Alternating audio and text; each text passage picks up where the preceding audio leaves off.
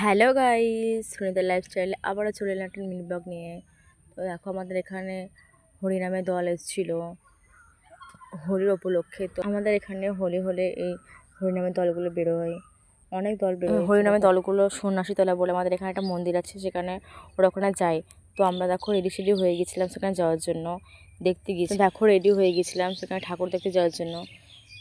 তো দেখো মেয়েকে কেমন লাগছে, আমার মেয়েকে, আমাকে কেমন লাগছে একটু জানিও কমেন্ট করে। দেখো বেরিয়ে পড়েছি মন্দিরে দর্শনে, সেখানে কত কীর্তন হচ্ছিল। দেখো অনেক ভিড় হয়েছিল, প্রচুর লোক হয় এখানে। দেখো কত লোক, একটু শুনিও। তারপর দেখো তারপর আমরা পাতা নিয়ে বসে পড়েছিলাম খিচুড়ি খেতে। তো দেখো খিচুড়ি চলে এসেছি গরম গরম, সবাই মিলে বসে খাচ্ছিলাম। খিচুড়িটা খেতে খুব সুন্দর হয়েছিল, তাই আমার খুব ঝালও হয়েছিল।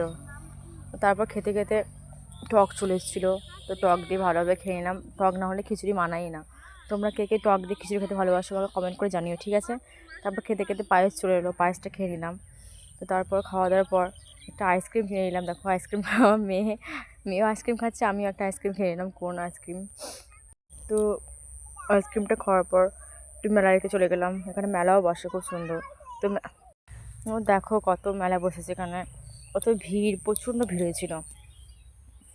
দেখো তোমাদের ঘুরে দেখাচ্ছি কতটা ভিড়ে ঠাড়ায় আমি ভালো করে ভিডিও করতে পারিনি, এত ভিড়, প্রচুর চাপাচাপি হয়েছিল। তো তারপর বাড়ি চলে এলাম। তো এখানে মিনি ব্লগটি শেষ করছি, ভালো লাগলে লাইক সাবস্ক্রাইব করে দিয়ে দেখো পরে ব্লগে। Tata, bye bye.